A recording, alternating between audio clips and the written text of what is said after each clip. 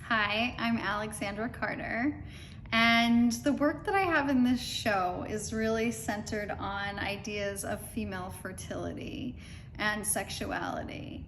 I talk about fertility both in terms of the female body, but also agriculturally. I grew up on a cranberry farm in Massachusetts, and I really consider that to be a pretty foundational part of my identity. And so I use it as well, it's also kind of like a symbol of the patriarchal family values that I grew up with, that I was always kind of abutting against. And by using cranberries like depicted in the actual work in my paintings, I feel like I'm kind of reclaiming them in a way and making them feminine. But also I'm still referring to them as being the actual sustenance of my upbringing, this thing of value. And you can see in the paintings, they kind of morph into all sorts of different things, but basically become some kind of bodily engorgement of sorts. And so I use it as both an icon of fertility, but also I think of fertility as being a really loaded word at this, especially at this stage in my life. I've been through infertility myself, and gone through infertility treatment, and a lot of this work comes out of that process, out of that journey, and looks at that body as both a motherly or birthing body, but also a sexual body that's in touch with her own eroticism. And I also look at mythology a lot of really interesting fertility mythology. The classical Greek myths have plenty of them, from Demeter and Persephone. I also look a lot at another deity within those myths called Baubo. She was the goddess of belly laughs, and she was kind of a facilitator within the fertility myths. But other fertility mythology, such as in Aztec mythology, there's a goddess named Tlazolteotl, and she was the goddess of filth as well as fertility. And she was very much equated with the earth.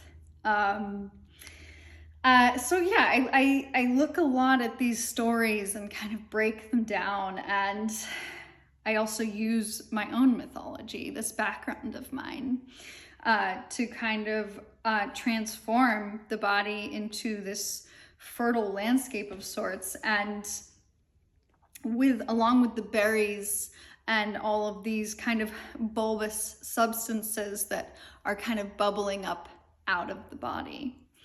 I'm often, like, the overarching idea, I think, of my work over many years has been the body kind of exploding out of itself. And in this kind of fertility and mothering context, it's really become more feminized.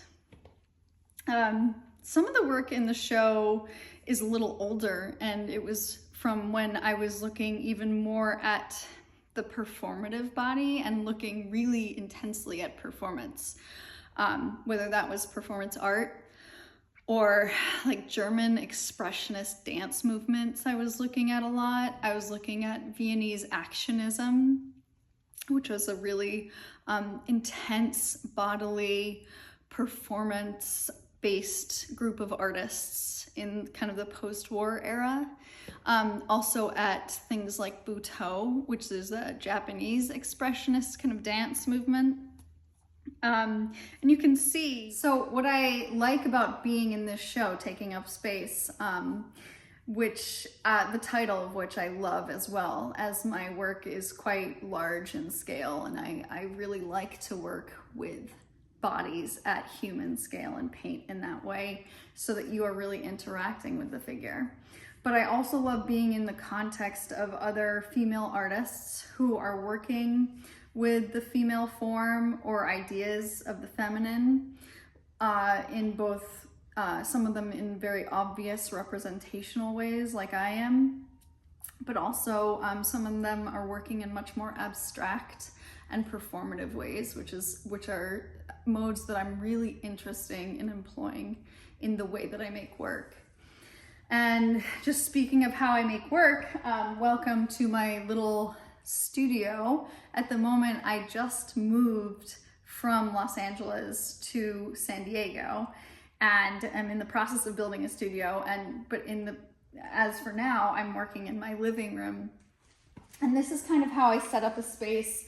I usually put a lot of reference imagery and books all over the place. And that is where I kind of tagging together different imagery, different bodies, really gives me an idea of different ways to work and different influences, and kind of gives me places to spark new compositions. And yeah, you can see lots of remnants around, even of my cranberry growing roots, and also my materials over here. This is pretty important. So most of the media that I use is ink. You'll see a little bit of collage to image transfers and oil paint in the work, but for the most part, it's painted with these really highly pigmented ink colors that I water down and make into a really puddly consistency, and use brushes like these. These are my favorite. These really lush watercolor brushes that can hold a ton of that watery substance. Yeah.